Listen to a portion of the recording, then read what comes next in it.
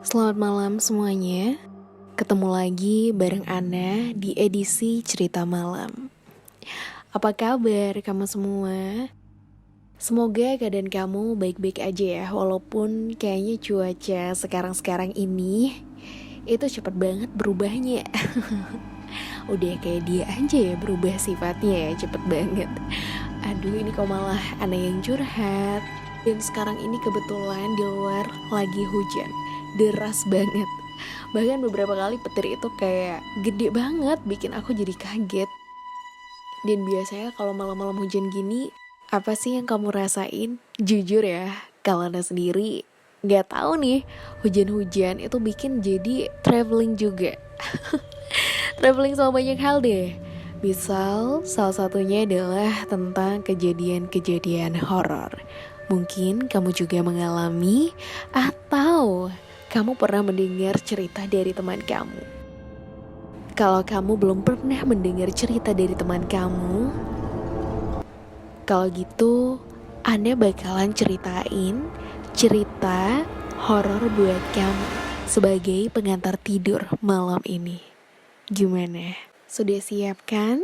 Kalau sudah siap, hari ini Anda bakalan membawakan satu buah cerpen karangan Sally Octavia dengan judul Gadis Misterius. Aku menguap beberapa kali. Badan sudah tidak karuan rasanya. Ingin segera pulang dan rebahan di kasurku yang empuk dan nyaman. Jam menunjukkan pukul 20.30. Pekerjaanku belum selesai. Aku segera bergegas menyelesaikan sebelum jam 21. Laporanku sudah ditunggu. Suasana kantor begitu sepi. Hanya ada beberapa karyawan yang lembur dan office boy yang bekerja membersihkan setiap ruangan di malam hari. Satpam menyapaku saat tiba di gerbang. Aku menjawabnya dan segera berjalan pulang menuju halte. Dalam hatiku, aku kagum pada satpam dan penjaga kantorku.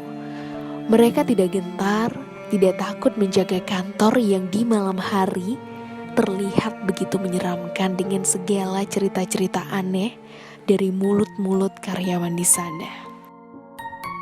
Cerita yang tentunya membuat bulu kuduk berdiri semua. Buat kamu yang sekarang mungkin lagi ada di kantor, lagi ada di sekolah, pernah gak sih kamu ngalamin cerita-cerita yang menyeramkan atau mungkin ganjal?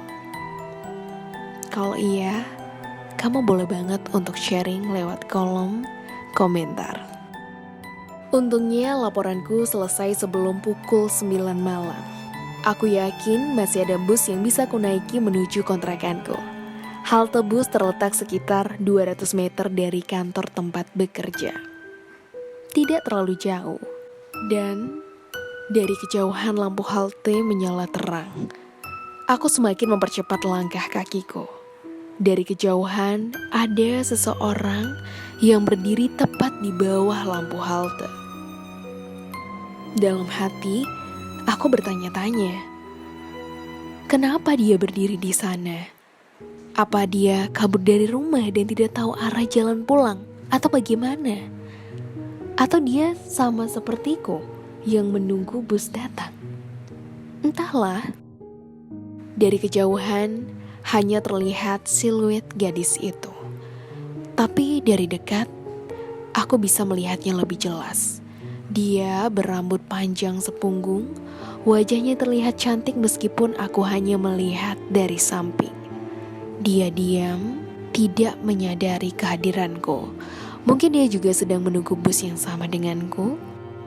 Aku duduk di bangku yang tersedia, memainkan ponsel.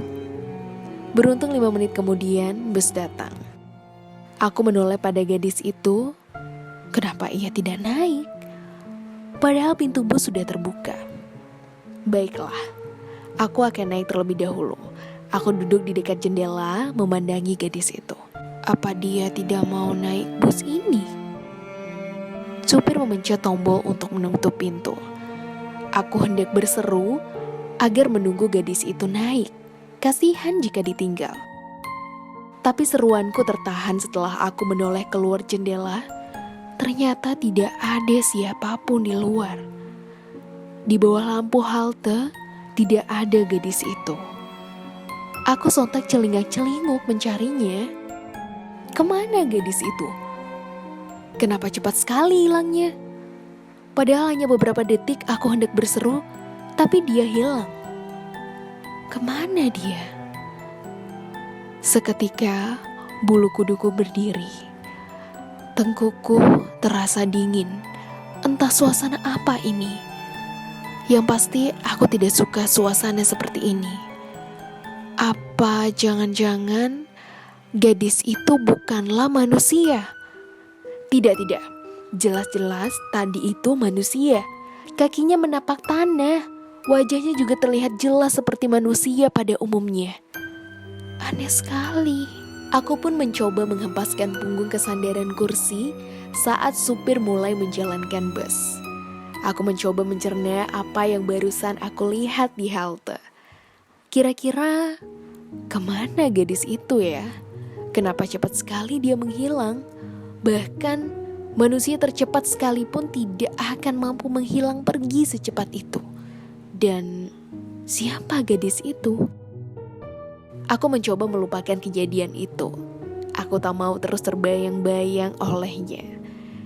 Hingga aku tak sengaja menoleh ke kanan untuk melihat seorang ibu-ibu yang anaknya menangis.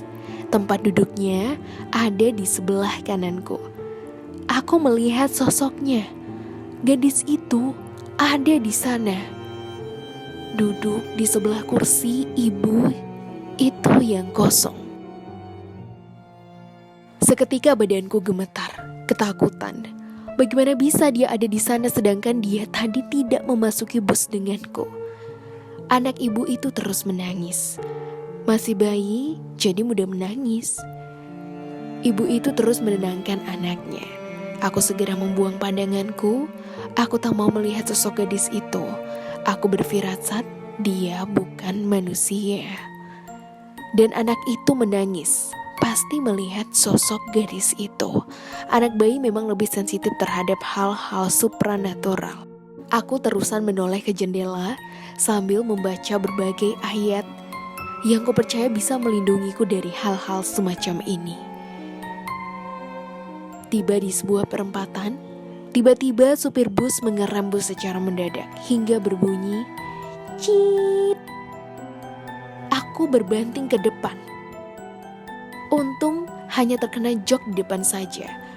Supir bus menghentikan busnya karena di depan sana, tepat di tengah perempatan terdapat kerumunan orang yang sedang melihat sesuatu. Sepertinya ada kecelakaan. Hampir semua orang yang ada di bus keluar untuk melihat, termasuk aku. Polisi segera datang, ambulans sudah tersedia. Menurut orang-orang yang menjadi saksi, 2 motor saling bertabrakan dari 2 sisi yang berlawanan. Aku merasa ngeri mengingat perempatan itu selalu ramai. Pengendara itu 1 tewas dan 1 lagi kritis. Polisi segera menyingkap orang-orang agar memberi jalan saat menggotong korban kecelakaan menuju ambulans. Tanpa sengaja, aku melihat gadis itu. Kaku dengan kepala dipenuhi darah yang masih menetes. Aku seketika terenyak. Dia kan gadis di bawah lampu halte tadi.